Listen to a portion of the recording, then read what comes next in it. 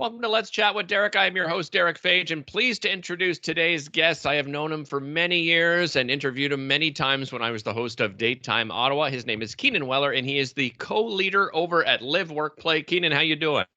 I'm doing great. It is great to be doing this again with you, even in a different way. I always see in my Facebook memories from our old interviews, and I really miss it, so I'm glad we're doing this.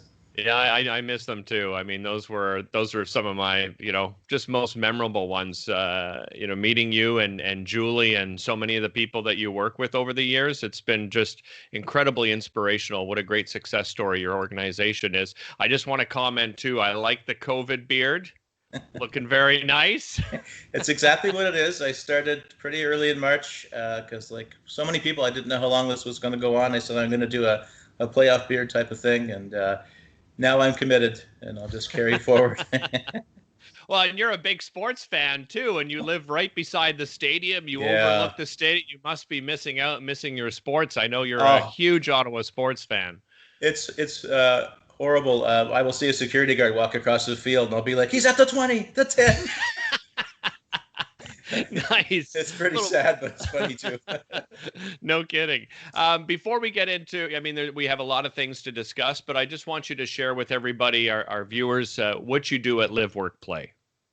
Sure. Well, our mission is to help the community welcome people with intellectual disabilities and autistic persons to live, work, and play as valued citizens.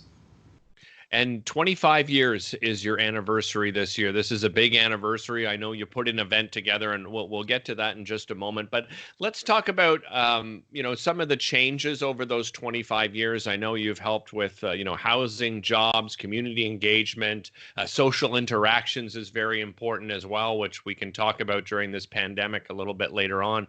But talk to us how in the beginning, I'm sure things have changed over the course of the years. But in the beginning, when you look at housing, what was it then, and what does it look like now for those with intellectual disabilities?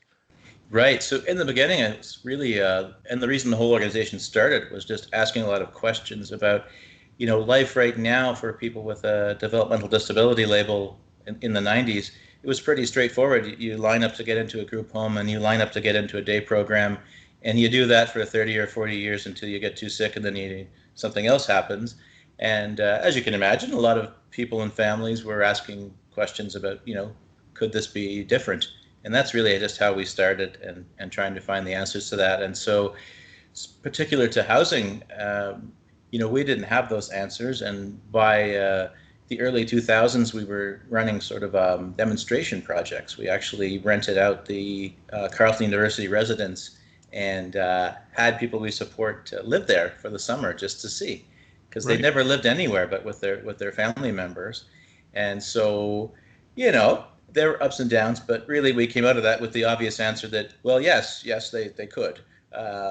Everyone would need some different types of support, and yes, there are problems to solve, and some people lose their keys and this and that and the other. But, between human support and technology, well, the job is really to find the solution to this, not to abandon the individual having a life like other people. It's how we're going to solve the problem, and not to put them in a whole different community or a whole different type of housing. So it sounds kind of silly when we talk about it now, but these were the questions of the day, and still are. It's not over by a long shot. Yeah, I was going to say, I'm sure some people, you say it sounds silly, but for some people, I'm sure, especially in different countries, right around the world. I mean, we're pretty fortunate to live in Canada and specifically in Ottawa, where you've built up this incredible support system. But thinking of the parents, when you're a parent of somebody with a developmental disability, you're a parent for life, right? It's not the same. I think people understand, of course, you're a parent for life and you care about your children and so forth, but most of us are able to sort of move on, and the parents get to leave them with some independence. And I guess parents probably didn't think that was possible, and then they learned it was, right? Right. And then COVID came and they said, hey, we're still doing this. But but yes, I mean, there's been just spectacular changes in people's lives. I think what's meant the most to me, the hardest but also meant the most, is family members that we've been working with. Some who started with us when they were in their 60s, and they've passed on. But in their later life, if they had the opportunity to speak to us, it was just their relief at saying, I know I'm going to be missed, and I'm a big part of my daughter's life or my son's life, but there is so much going on and so many people that, I'm feeling that probably the same as any other parent. It's not about like, oh my gosh, who's going to take care of him or her? And so I think I sort of keep that in mind now as we're making decisions and thinking about things. It's a really great question to ask, when this person's parents pass away, how are they going to be feeling about the situation? And that really, above any paperwork or strategic binder or anything like that, really helps guide you in your thinking. Yeah, absolutely.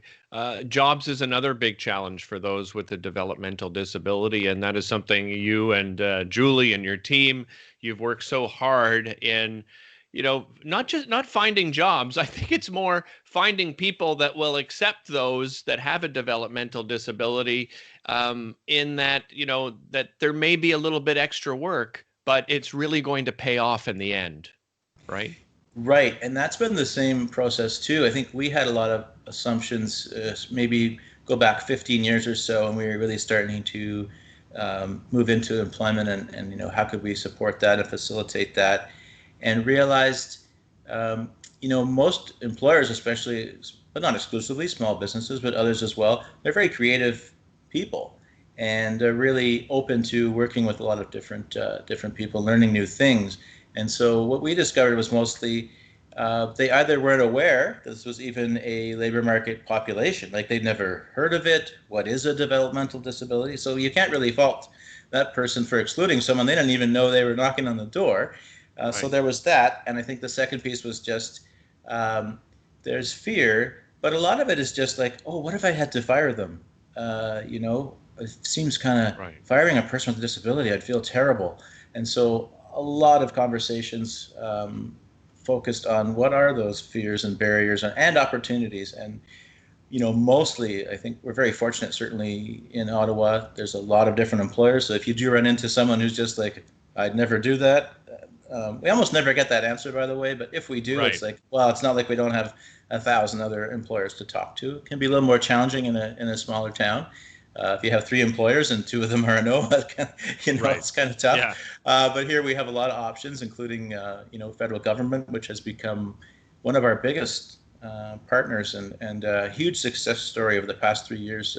Just before all of this, we had celebrated actually the 100th hire by federal government department or agency, which Nice. is a historical. I mean, it's never been done, and we kind of ran out of opportunity to celebrate that properly, but I'm sure we'll get back to it with them. But that's a great example, just, leading by example. And once again, how aware was even our federal government, which has a diversity and inclusion champions and all that. But, this particular segment of the labor market can be quite hidden and just not on the radar. And we're just so fortunate from, all levels of government, public servants that were just really excited about this, and like they work on it on their weekend and stuff, and we're just like, wow. And there's people working on it, during this crisis. They're like, I have some extra time. I'm gonna do some research about this. Like, okay, thank you. Nice. Yeah, it's spectacular. It's we have a federal employment strategy group actually, which is current as well as retired public servants that are helping us. Terrific. Well, and I think one of the most important things as well, I mean, those two I think are the most obvious, right, is housing and jobs. But I think just as important is community engagement, socializing and as you said, just having relationships, right? And relationships are so important to us. And when we look at those that have developmental disabilities, they tend not to have as many relationships as other people. And that's a detriment to them, right? It's a detriment to anybody. Right? Correct. I mean, this is all the research that's coming out on the connection between relationships and health. And there's a pretty direct correlation. I mean, people that have a lot of people in their intimate circle as well as their, acquaintanceship circle, we'll call it, they just tend to be healthier physically and mentally. And so it all works together too, because the way people with intellectual disabilities, the way they might tend to live, if they live in the group home and they go to a program and that's their life, it kind of fixes your opportunities at the same time and denies other people the opportunity to get to know them, because how would that even happen? Yeah. If you weren't a staff in one of those environments, I mean, I suppose, you could be on an outing and bump into somebody and, unlikely to lead to, follow-up. So I Right. think it all goes together, but also we've been very deliberate in just seeking out, what are the communities within our community that are just naturally welcoming places where you can make connections. Something like Parkdale Food Center, Right. which of course helps people access food, but it's so much more. I mean, we have members of ours that are part of Parkdale Food Center, and they go there and cook for other people, or take Right. part in different things that is so much beyond food security. It's community building, and they are a part of those communities, and it has nothing to do with Live Work Play at this point. We may have made a connection at some juncture, but this is just a part of who they are. The festival scene, which is just so sad right now because it Yeah. is huge for the Live Work Play community. We have people who have volunteered with Blues Fest or City Folk for years and years and years and years, and are part of those teams and get the call every year. You're coming back, right? Yeah. I mean, these are important people in those communities, and you make so many connections doing that sort of thing. Working together to bring music to people. I mean, that's going to build relationships right there, and you're gonna meet like-minded people and all that sort of thing. And so between that and then just we've done something, we still just call it matching because we can't find the right word to explain it, but it would be, Derick says, I really like axe throwing, and I don't really have anyone to do that with, and I heard that you sometimes match people have. Oh yeah, we have a guy that loves axe throwing, and we kind of set it up, and that's a literal example, by the way.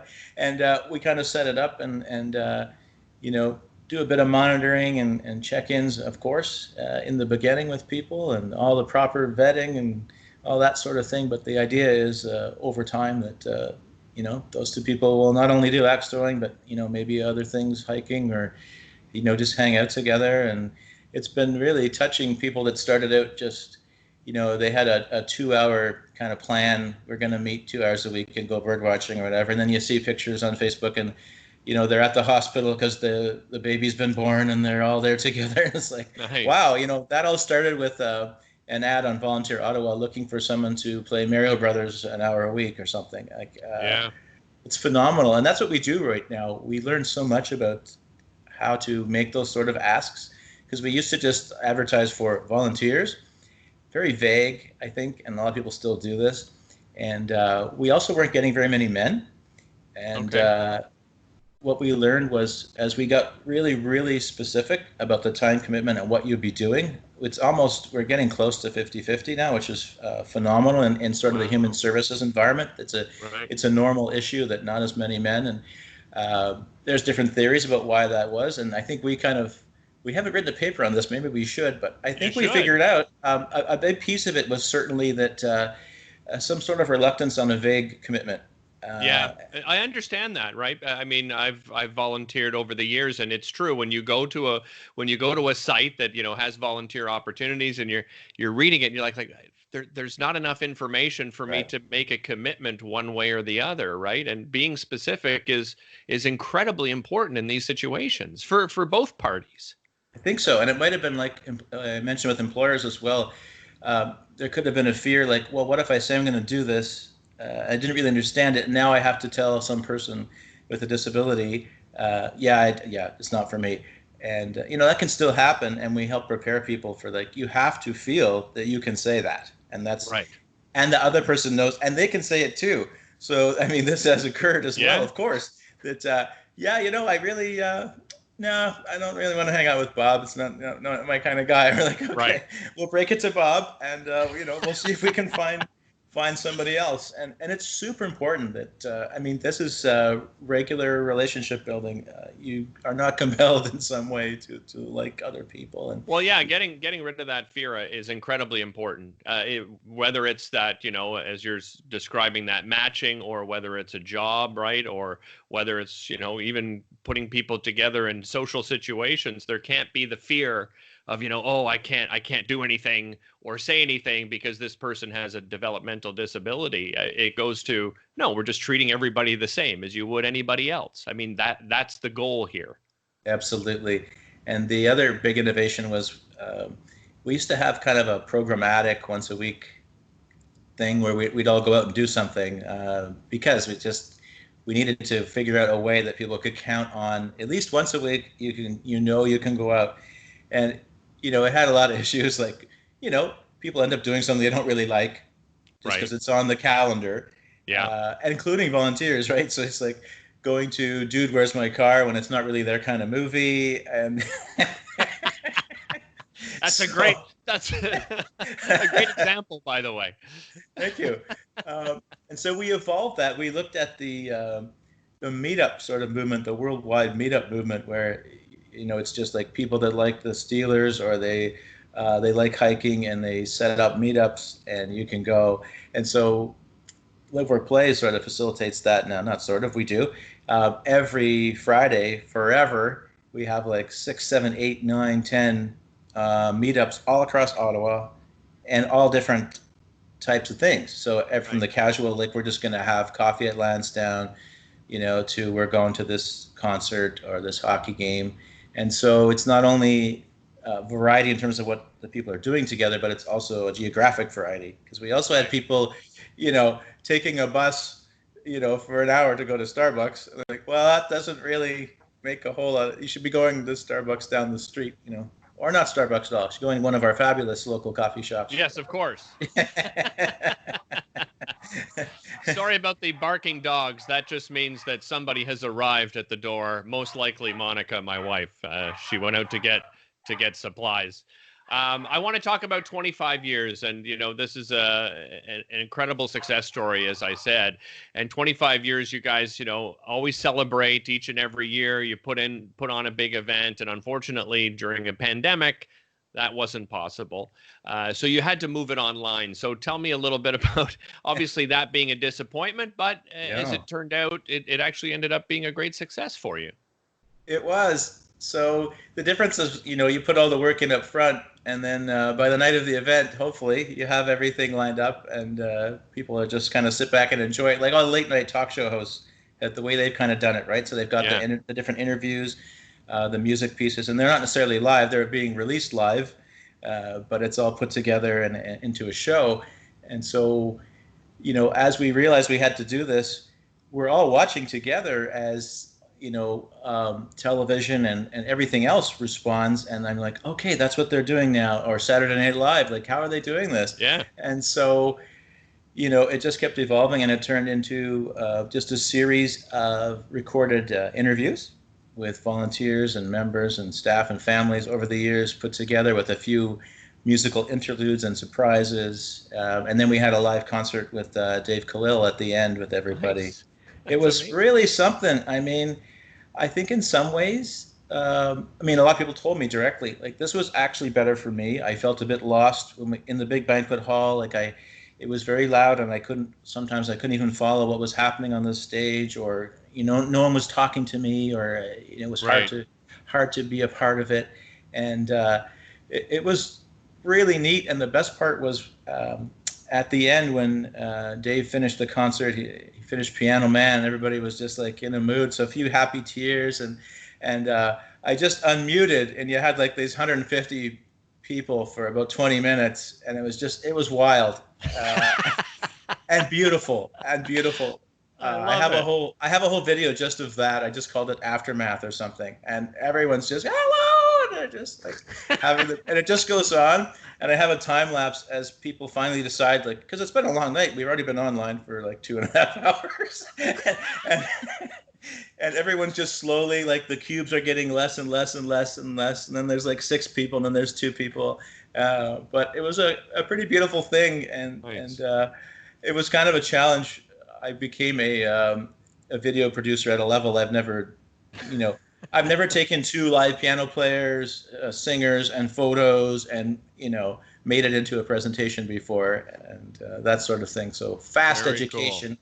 Yeah, it was. And now we have our AGM. And you raised funds too, right? This isn't just a celebration of achievements and entertainment. You also, because you usually have the live auction with, tons of, I've been the live auctioneer at some of them, and there's like 35 items, right? Yes. And then all of that, had to change as well, but you still managed to do an online auction, right? That was amazing, because well, normally we get a lot of our donations in February, March, April as we build up to the event, and so we had to use common sense. Like, we're not going to call a business that's just closed, and ask them for a donation. So we stopped soliciting, and we only had about 40, maybe 45 items. Like for the silent auction, we normally have like about 150 in addition to the live items you're talking about. We're like, well, we'll have a small online auction, and that's fine. And we thought, well, ambitiously, if we could raise $5,000, because frankly, the value, if you add it all up, it's not going much higher than that. And we realized 140% of that goal. It was well over $7,000 was raised just from that, plus sponsorships that we still received, and ended up probably, if you take out, now we're going back to St. Anthony's Banquet Hall.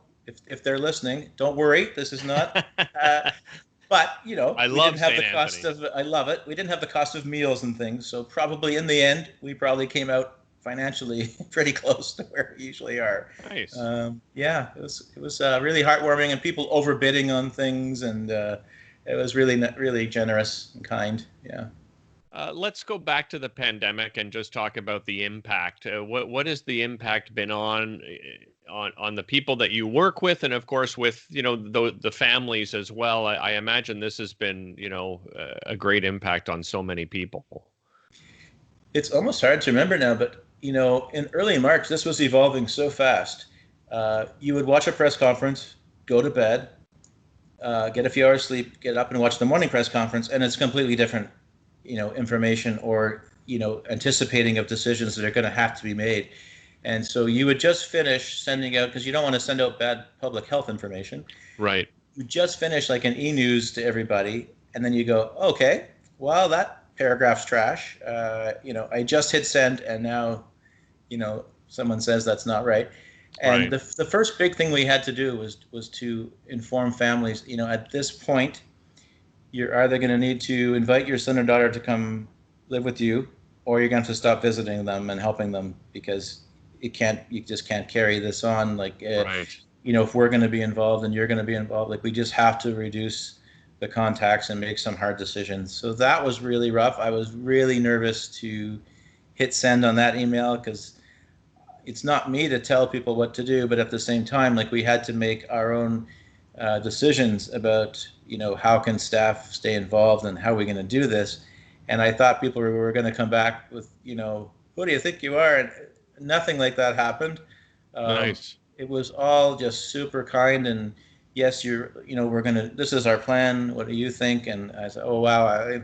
I was like, a couple of times I was just like teared up. I'm like, this is not how I thought it was going to go. I thought you were going to be mad at me. And they're like, no, we're not mad. So, that was the biggest shift, was just who's going to go where. Because there's some people, it just wasn't practical. But that's what we wanted to get to. Like, where is it that, we need, as an agency, need to figure out how we're going to maintain direct support for this person. And then for everybody else, we pivoted super quick. I think it was the second Friday in March or something. We just announced there's 76 hours a week of Zoom supported chat. And it's going now. Nice. We announced it Friday night. Like, it starts tomorrow. We don't know what exactly this is, but here's how you get on. And there will be staff there. Like, it'll be supported and safe, and you are welcome. And so that we just started it. And I think we were quick on that, and because we just realized we have to do something and do it now. We can't fool around and, we got to think about this a bit more. No, we're going live. We're there for support. And that way, if people need it, we can go individually with them and get on the phone or have a separate chat and figure out what's happening and support them. So that was a huge commitment, really important that we did that. And that's carried on. I think we're just tweaking the schedule a little less now, because we've identified certain times of week where there's not a whole lot of breakfast style participation. So it's we've reduced the hours, but and now it's the time to figure out how we're going to spend a little more direct time with people where it's practical, because it's becoming a little more with PPE and things. The personal protective equipment, I'd never heard of a PPE before, and now it's like, it's in my vernacular, and like, I never want to hear it again. because it's been a huge problem in our sector. It's not really making the news as much, of course, as health or long-term care, but man, the struggle to source PPE in developmental services has been embarrassingly awkward. Like, Yeah. oh, I was able to get these from Amazon, but they weren't quite right, and we got ripped off, and Yeah. we're all just trying to help each other as agencies. Like, people stepped up and said, we'll order 10,000 of these, and then we'll worry about it later. Like, Right. who's going to take how many and how we're going to get paid? Because people's lives were on the line. But that's not really the way we want to do things. So I think we learned a lot, and within our sector, there's been perhaps an increased respect of some kind, because we really aren't in the news all that much, and there's a reason for that, because we're a little more, I guess, prepared, or the organizations have a little more strength to respond to something like this. No one's ready for this, but I think overall we've done a pretty good job, despite the coordination that's been led by government has not been all that strong. Like, we've had to do a lot of you're on the line with people from the ministry, and what about PPE? And they're like, yeah, does anyone have any? Like, it's kind of like, okay, I get it. No, I can see, that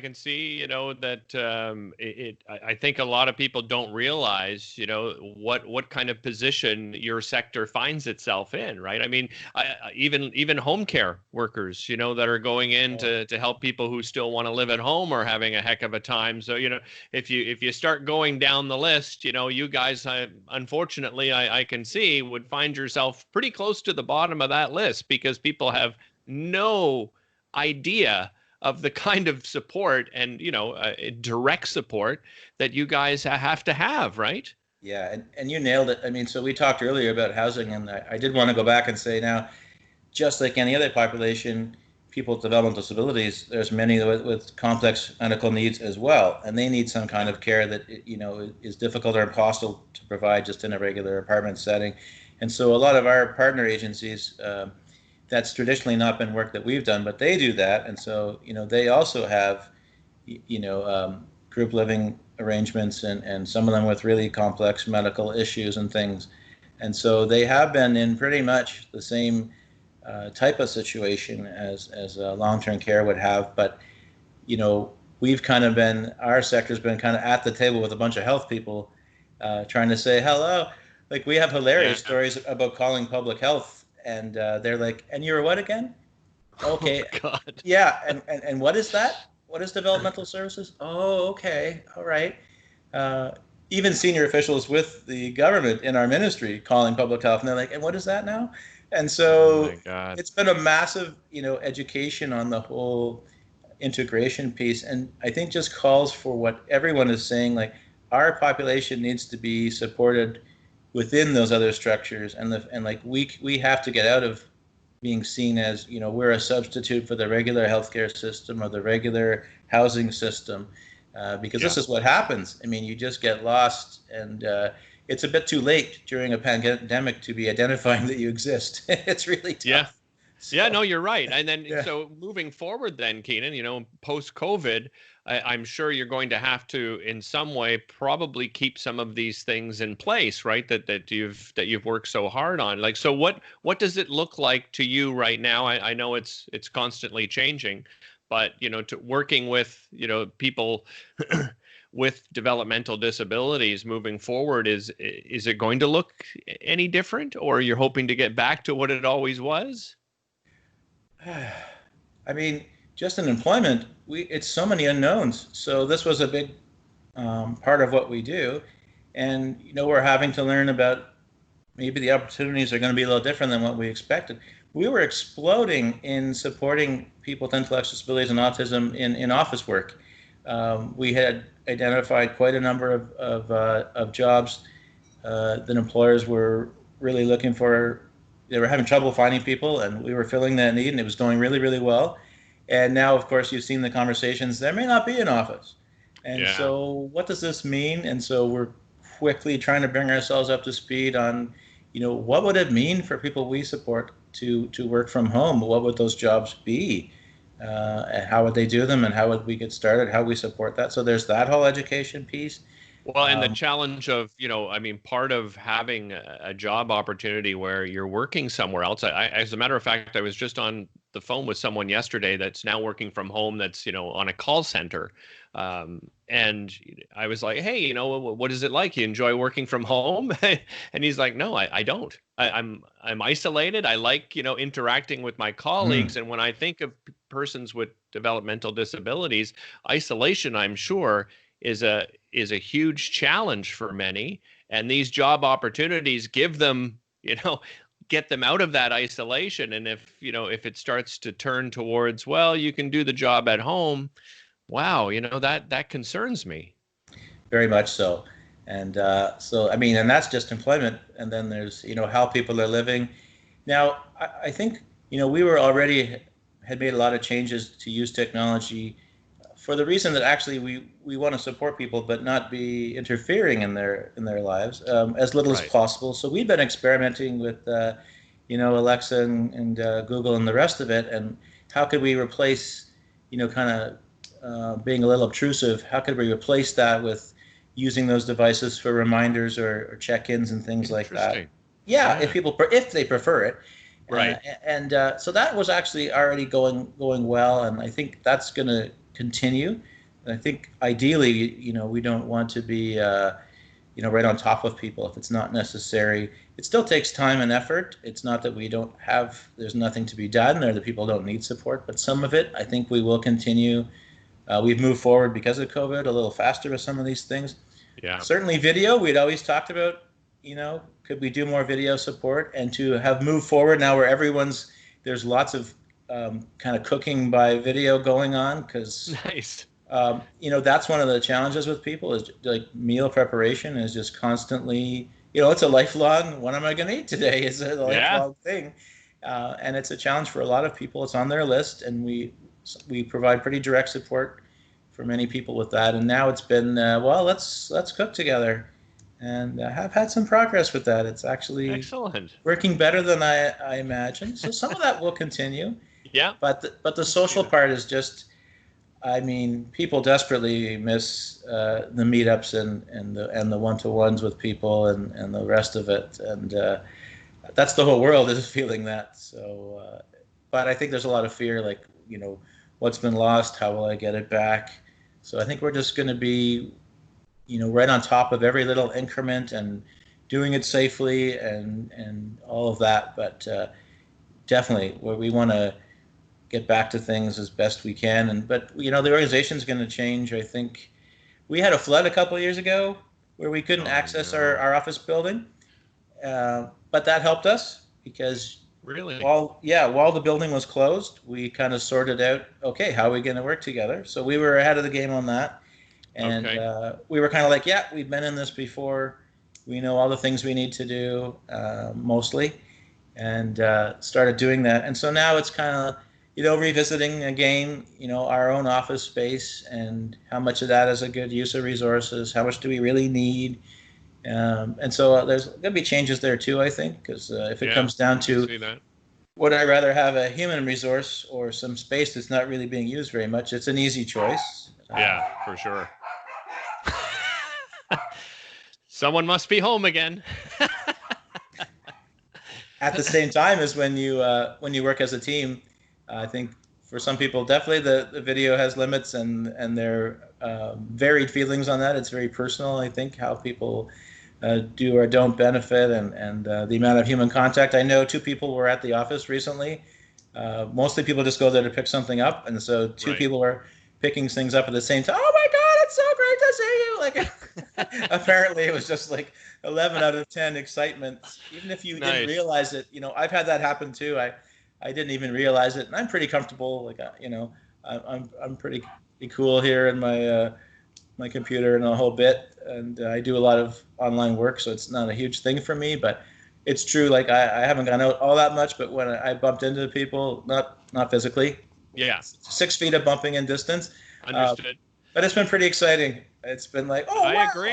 I agree. You know, we finally were able to go up to the cottage once they opened up the Quebec-Ontario border, and just seeing our neighbors from 35 feet away, it was, oh my God, how are you? Oh, human interaction. This is fantastic. And I've mentioned it to other people I've interviewed. There's something refreshing about all of this in the sense that when I go outside, it's amazing. I have never seen my neighbor so much in my entire life. We're fortunate in the area that we live in where it's very walkable, so we're near the river, right? And so we can practice social distancing, no problem. But complete strangers actually asking, hey, how are you? And meaning it. Not like, Yeah. hey, how are you? I don't really want to reply. I'm just saying it to make conversation. No, like people are actually meaning what they say. It's like they care about your response. So I hope we keep that kind of thing, because I think that's one of the best things that's come out of this, right? I agree. And beyond that, also, even in the bigger sense, it's starting to sound a bit cliche, the whole we're all in this together, but we are. And, suddenly you realize we can all suddenly have a lot of needs that we didn't have 5 minutes ago. And, feeling like, our whole, structure of society and having universal health care and all these other things, and you maybe think, that doesn't affect me, I don't even use those things. And then, well, guess what? Within 5 minutes, someone you love that you didn't think was going to need them needs them, or it could be you.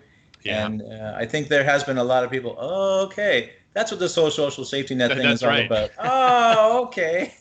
Yeah, there's this unfortunate selfishness that people get sometimes. Like, you know what? I don't know why my tax dollars are going to schools. I don't have children, or you know what? I've never been sick a day in my life.